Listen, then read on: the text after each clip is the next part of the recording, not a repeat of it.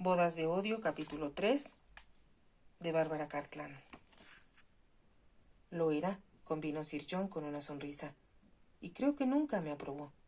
Se encariñó mucho contigo cuando vio lo feliz que era yo. Sus ojos habían mirado con profundo cariño a su esposo y Lalida. ¿Qué escuchaba?, preguntó. ¿Qué le pasó a la hija del señor Clement? Regresó. La encontré esta mañana y me preguntó si le podía rentar una casita.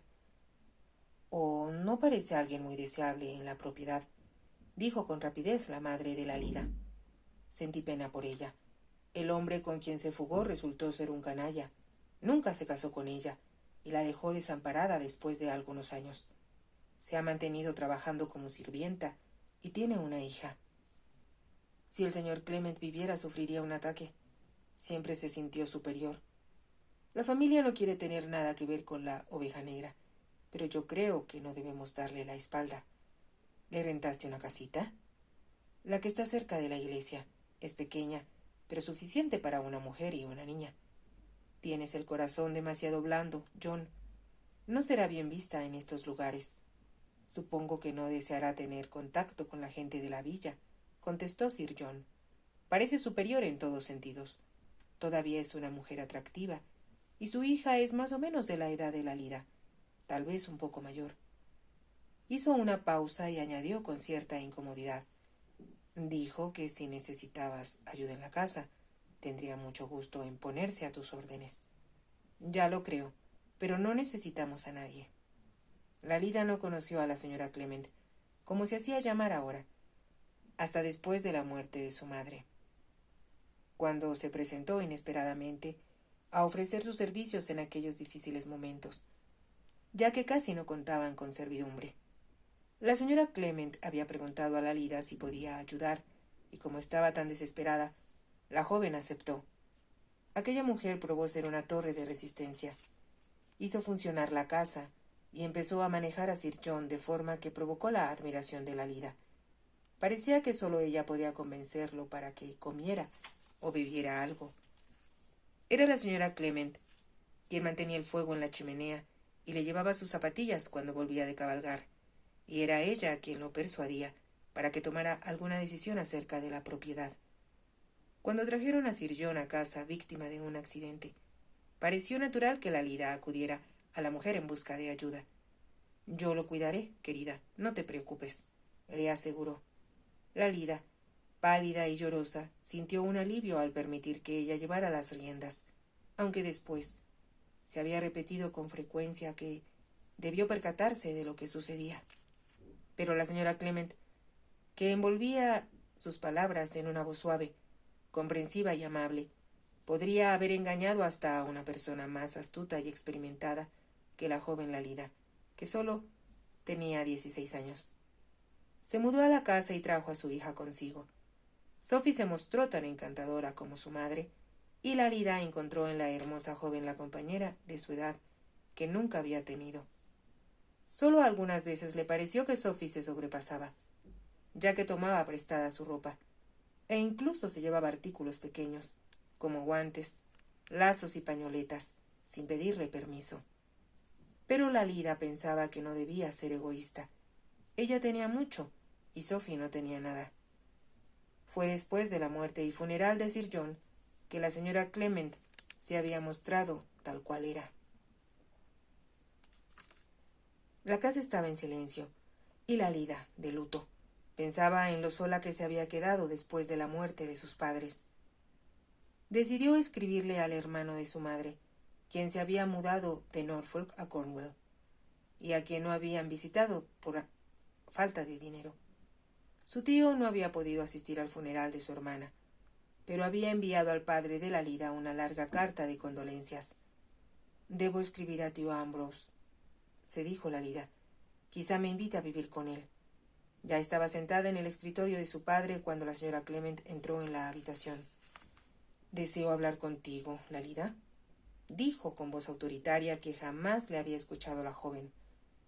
También la llamaba por su nombre de pila, lo que su madre habría considerado una impertinencia.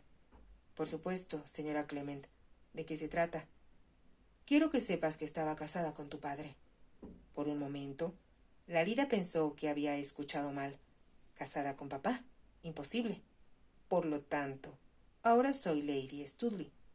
¿Cuándo se casaron y en qué iglesia? Será mejor para ti que no hagas preguntas. Aceptarás la situación y de ahora en adelante eres mi hijastra. Me temo que no puedo creerla. Ahora mismo escribo a mi tío Ambrose para decirle que voy a visitarlo a Cornwall. No debe saber que papá murió, porque de lo contrario me habría escrito. Te prohíbo que lo hagas. ¿Prohibirme? Preguntó asombrada Lalida. Ahora soy tu tutora legal y me obedecerás. No escribirás a tu tío ni a ningún otro familiar. Te quedarás aquí y no cometas errores. Soy la dueña de esta casa. Eso no es justo, exclamó Lalida. Papá siempre dijo que esta sería mi casa y también la propiedad me pertenece. Creo que será difícil probarlo, replicó la señora Clement, y en su sonrisa había algo siniestro. Apareció un extraño abogado a quien Lalida no había visto nunca. Presentó un testamento escrito con mano tan insegura que, solo en apariencia, semejaba la letra de su padre, en el que dejaba todas sus posesiones a mi amada esposa Gladys Clement, y nada a Lalida. A Lalida le pareció que algo andaba mal, pero el abogado le mostró el testamento y le aseguró que no solo era legal, sino que expresaba el deseo de su padre. Ella no pudo decir nada, pero, en cuanto el hombre se fue, se sentó y le escribió a su tío, como había planeado. La señora Clement, o Lady Studley, como ahora se hacía llamar, la descubrió cuando salía de la casa para depositar la carta en el correo. Entonces la había golpeado por primera vez. La azotó hasta que Lalida pidió clemencia a gritos y prometió, ya que no tenía otra alternativa, que no volvería a escribir a su tío. La nueva Lady Studley tuvo buen cuidado en mantenerse apartada de los vecinos y, poco a poco, ellos se enteraron de que se había hecho cargo de la casa y la propiedad y que se había casado con Sir John antes de su muerte. Pocas personas sabían quién había sido ella antes, y el apellido Clement desapareció como si nunca hubiera existido. Sin embargo, Lalida casi sufrió un colapso cuando se dio cuenta de que Sophie también se había adjudicado el apellido Studley. No eres mi hermana, protestó Lalida. ¿Por qué usas mi apellido si mi padre no era tuyo? La madre de Sophie la escuchó. ¿Quién dice que tu padre no lo era también de Sophie? Sabe que no es así. Usted apenas llegó hace un año. Se dio cuenta de que su madrastra no la escuchaba, y fue la primera vez que no la castigaron por responder. Durante un año no se habló más de eso, y Lalida se dio cuenta de que Lady Studley procuraba sacar el máximo de la propiedad. Ya no hubo más esperas para inquilinos morosos, ni se tenía compasión alguna con los campesinos o granjeros empobrecidos. Las granjas se vendieron una a una, y las casitas se daban a quienes pudieran pagar altas rentas que se fijaban. Se despidió a los jardineros y el jardín, que era la alegría de su madre. Quedó hecho una ruina. Con lentitud, también, lo más valioso de la casa fue desapareciendo. Primero, un par de espejos Reina Ana, que su madre había traído de su casa. Se enviaron a reparar y jamás volvieron, y los retratos de familia fueron enviados para remate en Londres. No tiene derecho a venderlos, desafió Lalida a su madrastra. Pertenecen a la familia, y como mi padre no tenía un hijo, yo quería que el mío los heredara. ¿Y quién dice que tendrás uno? ¿Crees que alguien querrá casarse contigo? ¿O que yo acepte prescindir de tus servicios? Hablaba con tono sarcástico, ya que para entonces Lalida se había convertido en una sirvienta sin sueldo, y ella, con un estremecimiento de horror, pensó que esa sería su posición el resto de su vida. Sophie había cumplido 18 años el verano anterior, y a Lalida le sorprendió que Lady Studley no hiciera ningún intento de llevarla a Londres o de ofrecer fiestas en su honor. Se había convertido en una extraordinaria belleza, y la propia Lalida tenía que reconocer que era difícil encontrar una mujer más linda. Fue después de Navidad que comprendió la razón.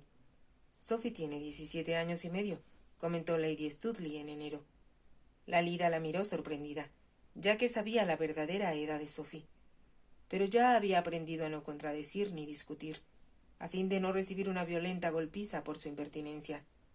Nació, continuó Lady Studley, el 3 de mayo, y en ese día celebraremos su cumpleaños. Pero si ese es mi cumpleaños, exclamó la Lida. Te equivocas. Tú cumpliste 18 el pasado 10 de julio. No, ese fue el cumpleaños de Sophie. ¿Deseas discutir conmigo? La retó Lady Studley. La expresión de su rostro hizo retroceder a la Lida. No, no, repuso atemorizada. Sophie es hija mía y de tu padre, continuó Lady Studley. Nació 10 meses después de nuestra boda. ¿Cómo puedo probar con facilidad? Tú también eres mi hija y de tu padre, pero por desgracia, naciste bastarda. ¿Qué dice? No comprendo. Lady Studley le hizo ver clara y abruptamente las cosas. Ella sería Sophie, y Sophie ocuparía su lugar. Solo como una concesión, no se haría saber que su padre había sido un oficial del ejército desconocido, sino Sir John. ¿Supones que alguien lo dudará si yo lo afirmo en Londres? La Lida no pudo contestar. No conocía a nadie en Londres y sería su palabra contra la de su madrastra. Estaba derrotada, pero le resultaba intolerable que esa mujer vulgar y ambiciosa fingiera ser su madre. Había tomado el lugar de su verdadera madre y se había apropiado de todo el dinero, pero la Lida no tenía a quien acudir y nadie la creería. Golpeada y abatida, no tenía ya presencia de ánimo, ni siquiera parecía ya, se dijo, una dama, sino la bastarda por la que Lady Studley quería hacerla pasar, y a quien se cuidaba por caridad. También tenía que llamar mamá a esa usurpadora y, si olvidaba hacerlo, Lady Studley la golpeaba, y después de un tiempo la Lida ya no pudo luchar, ni siquiera por la memoria de su madre. Lady Studley planeó su entrada en sociedad con una habilidad que la Lida habría admirado, de no ser la víctima en el proceso. El dinero que había reunido no duraría mucho, solo lo suficiente para que Sophie hiciera un buen matrimonio. Para la Lida no habría ni un centavo, y tenía la sensación de que, en cuanto Lady Studley lograra su propósito, la arrojarían a la calle y se desentenderían por completo de ella. Entretanto, la necesitaban como sirvienta. Algunas veces había planeado escribir a su tío, pero resultaba muy complicado, y sabía lo severa que sería la sanción si la descubrían. 3 semanas después de haber llegado a Londres, Lady Studley le había arrojado el periódico con una carcajada cruel. Tu tío ha muerto. Puedes enterarte en la columna de defunciones. Muerto, casi gritó la Lida. Y no tendrás tiempo de guardarle luto. A trabajar. La Lida comprendió que su última esperanza de escapar se había esfumado. Solo le quedaba tratar de sobrevivir día a día. Cuando terminaba la gran cantidad de tareas que le asignaban, estaba demasiado exhausta como para hacer otra cosa que buscar el refugio del sueño. Empezaba a sentir que aquella vida afectaba a su cerebro.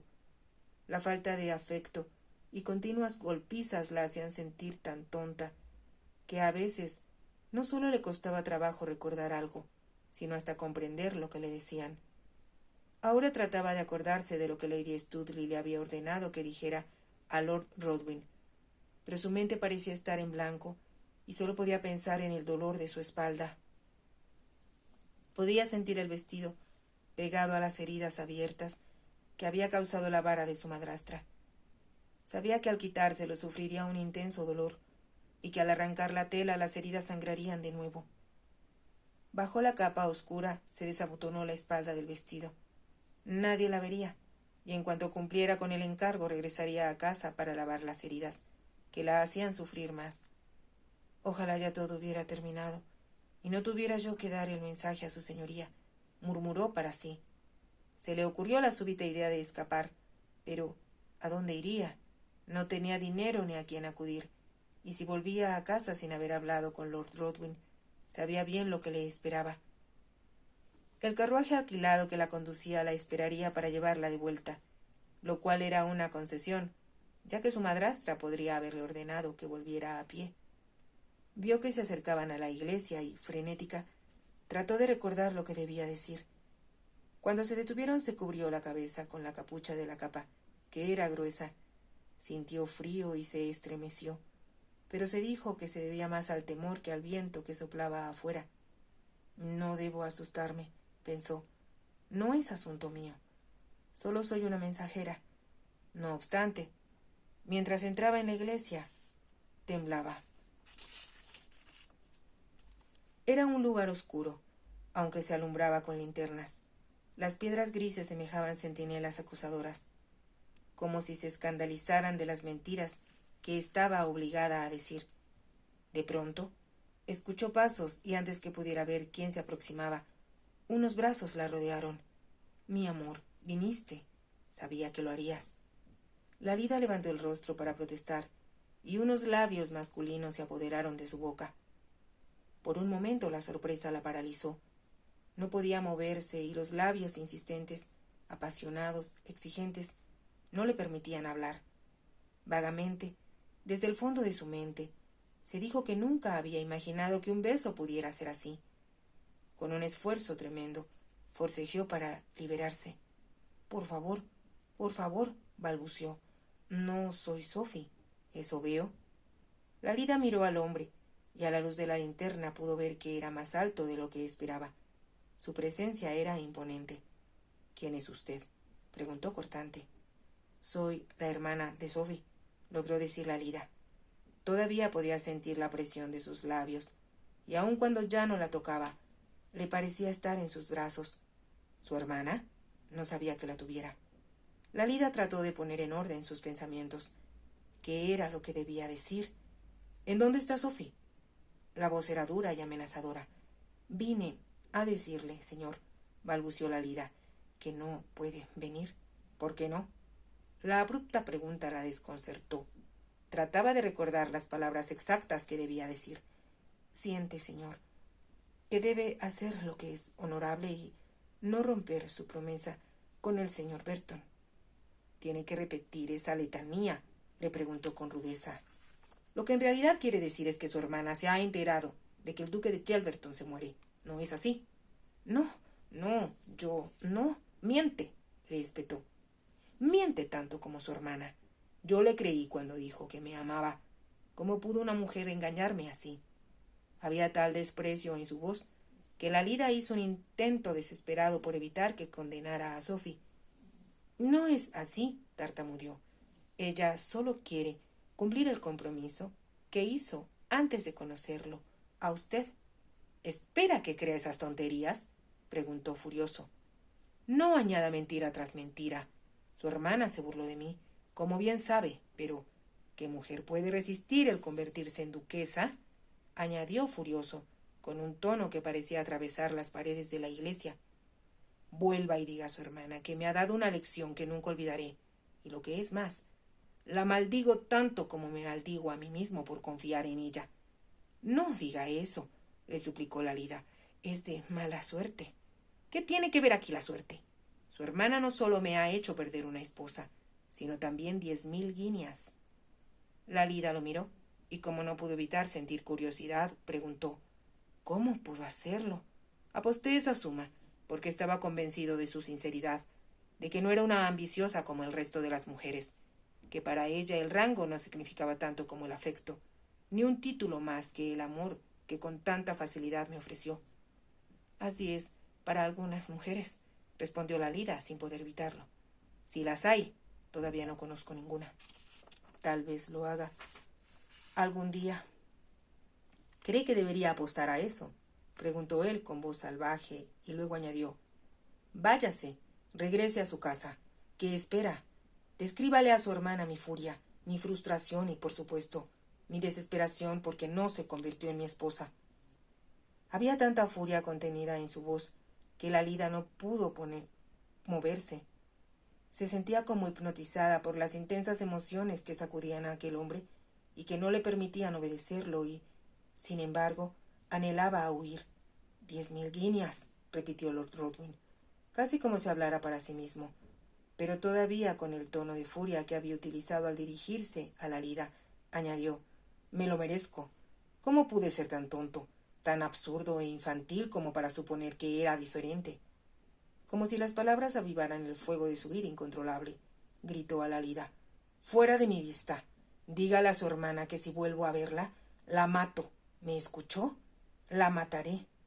Lalida, atemorizada, se volvió para alejarse, pero al dar el primer paso oyó que Lord Rodwin decía, con voz más tranquila, pero todavía amenazadora: «Espere. ¿Es usted la hermana de Sophie?» Si es usted la hermana de Sophie, su apellido será también Studley. Lalida se volvió, sorprendida. No comprendía por qué le interesaba eso a él, pero como se dio cuenta de que esperaba una respuesta, respondió titubeante: «Sí, tengo una idea que tal vez salve mi dinero y hasta mi orgullo. ¿Por qué no? ¿Por qué demonios no?» Estiró la mano y tomó a Lalida de un brazo.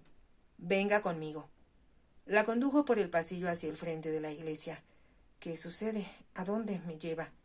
«Se casará conmigo. Una señorita Studley es lo mismo que otra y sería una lástima no utilizar los servicios del párroco. ¿Qué espera?» Si te ha gustado, te invito a que te suscribas, a que me regales un me gusta y actives la campanita para que puedas seguir escuchando esta historia y muchas más. Gracias.